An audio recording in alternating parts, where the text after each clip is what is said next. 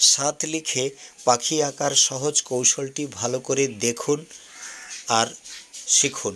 বাড়ির ছোট ছোট সোনামণিদেরকে শেখান, যাতে সহজেই তারা আঁকা শিখতে পারে বা ছবি আঁকার বিষয়ে কাজে লাগতে পারে।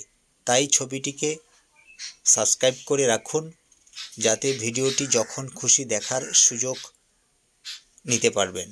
তো দেখো, টিয়া পাখিটি আঁকার সহজ কৌশলটি একটু পেন্সিল শেডিং করে দিচ্ছি। গাছের ডালটাতে একটু পেন্সিল শেডিং করে দিচ্ছি। গাছের ডালে টিয়া পাখিটি বসে আছে। খুব সুন্দরভাবে পেন্সিল শেডিংটা করছি, খুব ধীরে, একটু দ্রুততার সহিত হচ্ছে, কারণ টাইমের মধ্যে শেষ করতে হবে। তো আমাদের পেন্সিল শেডিংটা খুব সহজভাবেই দিচ্ছি। দেখো, যেখানে ডিপ দিচ্ছি সেখানে তোমরা টিয়া পাখির রঙটা ব্যবহার করতে পারো। যেখানে হালকা হচ্ছে সেখানে তোমরা রঙটা হালকা করে দিবে।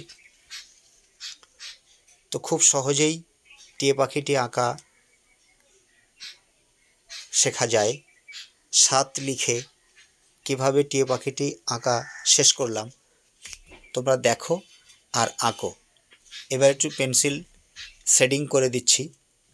দেখো, শেডিংয়ের কৌশলটা তোমরা সহজেই পারবে। তো আমি রং করছি, সবার শেষে রংটা দেখাচ্ছি। তোমরা চাইলে রং বিভিন্নভাবে করতে পারো। আমি একরকমভাবে রং করেছি।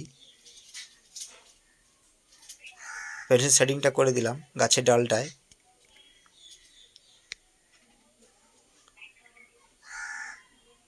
গাছের ডালে টিয়া পাখিটি বসে আছে, খুব সুন্দর দেখাচ্ছে। তো আমি একরকমভাবে রং করেছি। রংটা যদি ভালো লাগে, কেমন লেগেছে কমেন্ট করে জানাবে। হরে কৃষ্ণ, রাধে রাধে।